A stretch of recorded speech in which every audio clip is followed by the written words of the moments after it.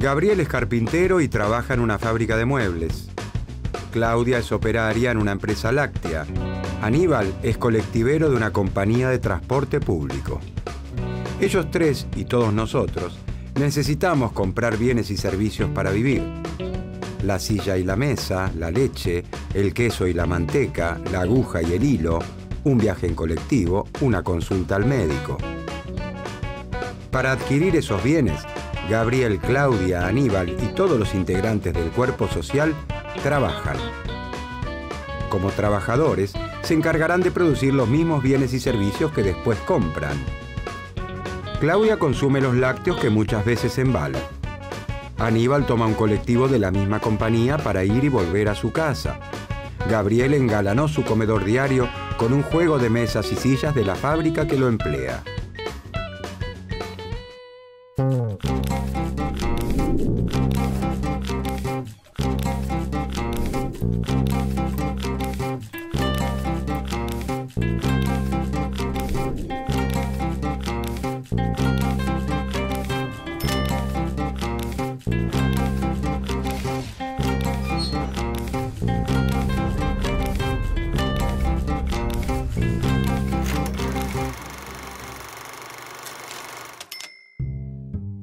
A fines del siglo XVIII, Inglaterra es la nación más rica y poderosa del mundo. La revolución industrial, que comienza por aquel entonces, encuentra allí su epicentro. La industria inglesa avanza a pasos agigantados. En Francia, las actividades industriales muestran un desarrollo industrial más lento y acotado. En el campo germinan las primeras innovaciones técnicas. La incorporación de nuevos implementos de labranza aumenta la producción. Las vaquitas reinan en toda la campiña y abonan la idea de que solo el campo hará rica a toda la sociedad. La sociedad francesa se divide en clases. La clase terrateniente, los dueños de la tierra, está integrada por el clero, la nobleza y el rey.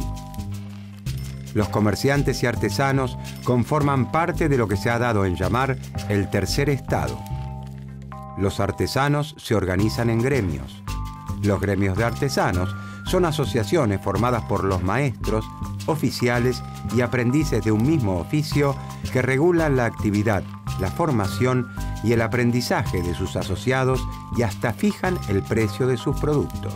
Finalmente, los agricultores trabajan una tierra que no les pertenece y por eso deben pagar la renta a los terratenientes.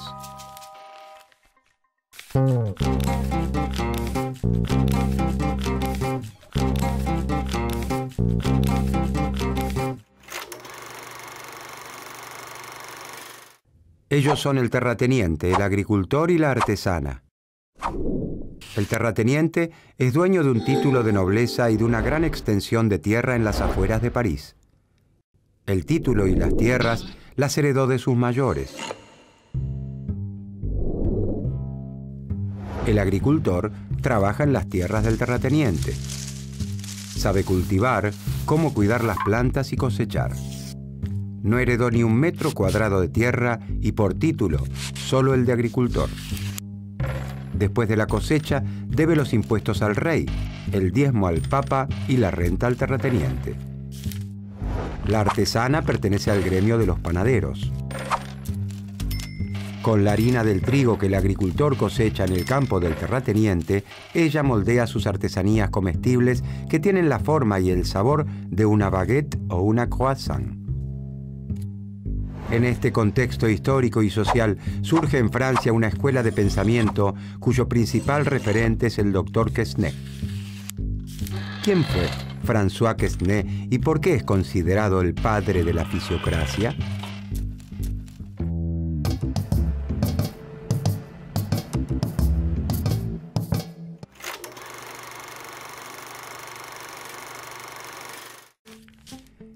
El doctor François Quesnay es un médico cirujano que vive por aquellos días en París.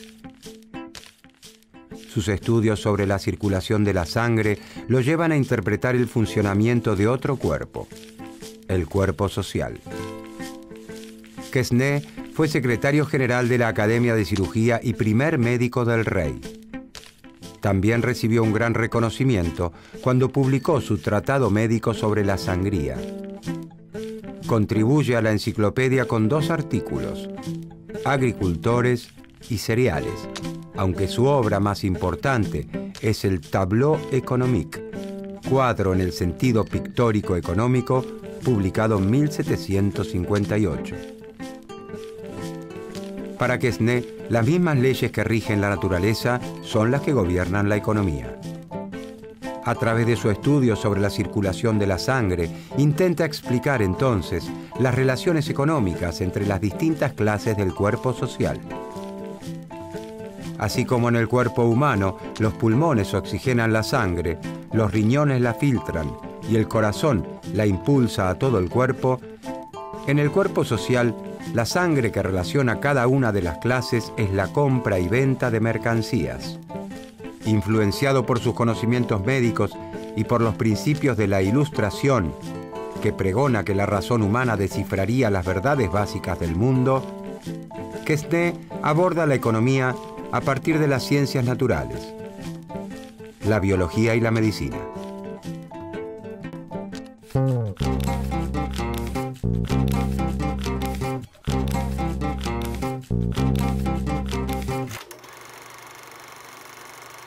François Quesnay afirma que la agricultura recibe un don de la naturaleza. En la Francia de los fisiócratas, la riqueza se encuentra fundamentalmente en el campo. A diferencia de Inglaterra, el sector industrial francés está integrado por pequeñas empresas familiares que apenas cubren sus costos de producción. En un estado donde la revolución industrial es apenas una escaramuza, las plantas cultivadas y las vaquitas superan ampliamente a los talleres. Los fisiócratas observan que la agricultura permite vivir junto a los que trabajan la tierra a un gran terrateniente ocioso. Esto no significa que critiquen el régimen de propiedad de la tierra. La propiedad territorial se encuentra perfectamente justificada. Es para Quesnay la retribución a un trabajo de mejora y conservación del suelo. Este trabajo es realizado generación tras generación. El propietario actual es el heredero de todo ese trabajo pasado. Quesnay piensa que entre todos los trabajos que realiza el hombre, solo uno crea riqueza realmente: el trabajo sobre la tierra. La riqueza, dice Quesnay, surge del campo y desde allí se distribuye hacia el resto del cuerpo social. Cuando se trabaja la tierra, se genera algo nuevo y distinto de lo que existía antes. Estas son las principales ideas de la primera escuela del pensamiento económico de la historia: la fisiocracia, o gobierno de la naturaleza. Como explica el fisiócrata Lemercier de la Rivière, ese orden esencial de las sociedades es una armonía perfecta de las instituciones sociales sin las que la felicidad y el crecimiento del género humano no podría tener lugar.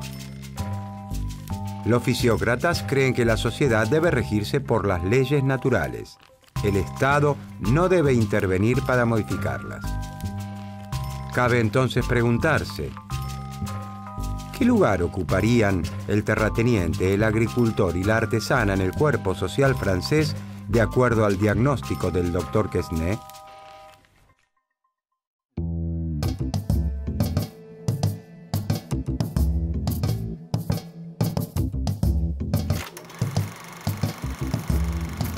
El agricultor pertenece, de acuerdo a Quesnay, a la clase productiva. Los agricultores son los que le ponen el cuerpo a la actividad agrícola. Ponerle el cuerpo significa literalmente eso: comprar las semillas, cargarlas, llevarlas hasta el campo, sembrarlas, cosecharlas, vender la cosecha. Con el resultado de esa venta comprará el pan que fabrica la artesana. El excedente de todos sus gastos, los que realiza para producir y para vivir, constituye la renta que debe pagar al terrateniente. Esa renta es la riqueza que genera el agricultor, que es la riqueza que genera la sociedad. Para los fisiócratas, la agricultura es la única actividad que genera riqueza. La artesana integra la llamada por Quesnay clase estéril. Para los fisiócratas, los artesanos y comerciantes no producen riqueza. La sociedad no es más rica luego de que los productos de la naturaleza son transformados o trasladados. Estéril no significa inútil. La artesana transforma la harina de trigo en una masa con la que fabrica sus delicias. Es muy bueno que se dedique a producir pan para que todos los franceses puedan disfrutarlo en sus mesas. Pero su actividad no hace que la sociedad sea más rica.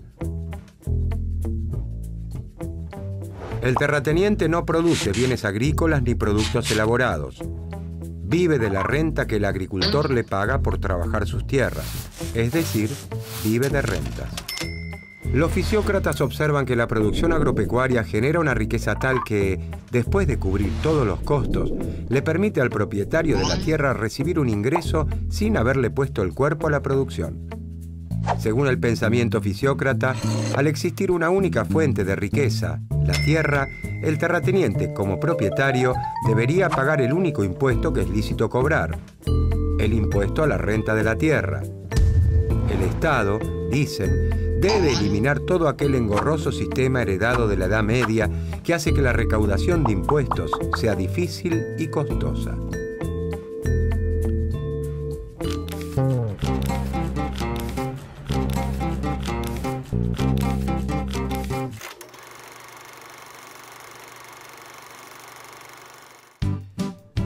Los fisiócratas propugnan incondicionalmente el liberalismo económico.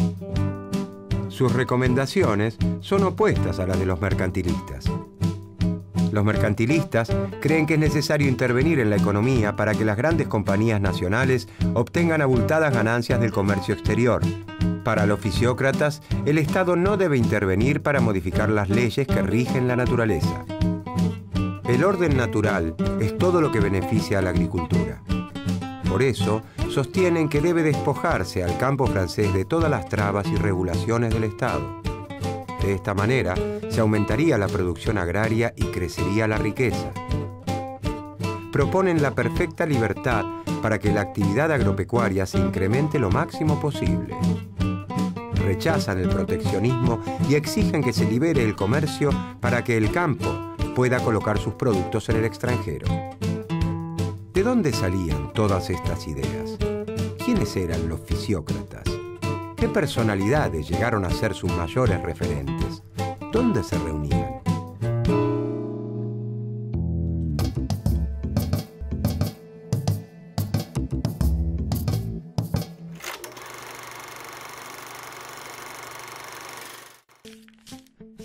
El doctor Quesnay no está solo en su cruzada. Con el correr del tiempo, suman decenas los seguidores que se reúnen para escucharlo e intercambiar ideas en el Club del Entresuelo. El pensamiento de Quesnay es bien recibido por las clases acomodadas de su tiempo. El cuadro económico conoce inmediatamente un gran éxito ante el rey, la corte y los discípulos de Quesnay. Los discípulos de Quesnay siguen las enseñanzas del maestro con gran fidelidad. Tal es así que la sociedad francesa lo llama la secta de los economistas.